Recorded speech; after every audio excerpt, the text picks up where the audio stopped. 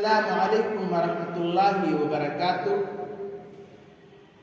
محترم حضرات گرامی، اسلام میں علم دین کی بڑی اہمیت ہے اور اسلام نے ہمیں علم دین کے حصول کا حکم دیا ہے۔ قرآن و حدیث میں علم دین کی بڑی اہمیت و فضیلت بیان کی گئی ہے۔ رب کریم نے قرآن کریم میں فرمایا، یرفع اللہ الذین آمنوا منکم والذین اوتوا العلم درجات۔ اللہ رب العالمین نے فرمایا کہ اللہ تم میں سے ایمان والوں اور علم والوں کے درجے کو بلند کرتا ہے۔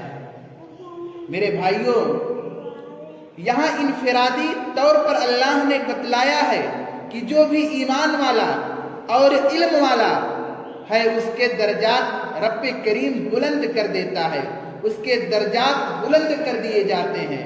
اور نبی اکرم صلی اللہ علیہ وسلم نے قرآن کو قوموں کی بلندی کا سبب قرار دیا ہے۔ ان اللہ یرفع بہذا الکتاب اقواما ویضع بہ آخرین۔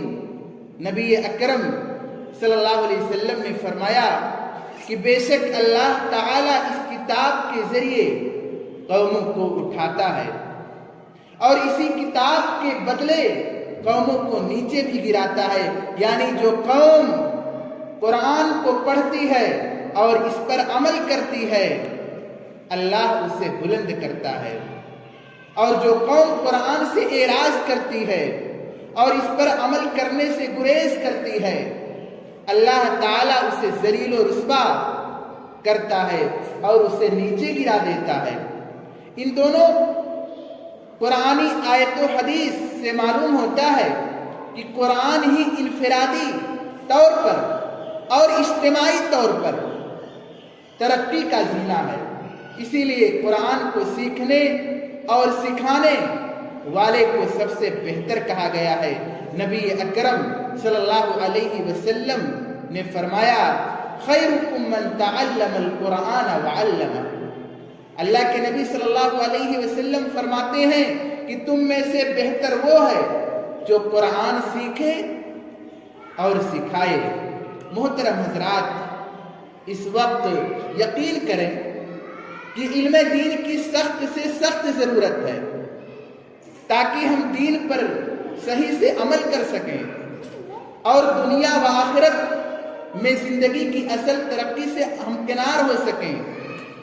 یاد رکھیں میرے بھائیوں، یہ سب اس وقت ممکن ہے جب ہم کتاب اللہ اور سنت رسول اللہ کا علم حاصل کریں گے۔ میرے بھائیوں، میں یہ بھی بتانا مناسب سمجھتا ہوں کہ میں آپ کو عصری علوم سے نہیں روکتا۔ یہ آپ مت سمجھیے کہ میں آپ کو عصری علوم سے روکنے کو کہہ رہا ہوں۔ میں آپ کو عصری علوم سے نہیں روکتا، بلا شبہ ہمارے لیے عصری علوم کی بھی ضرورت ہے، لیکن اس سے کہیں زیادہ علم دین کی ضرورت ہے۔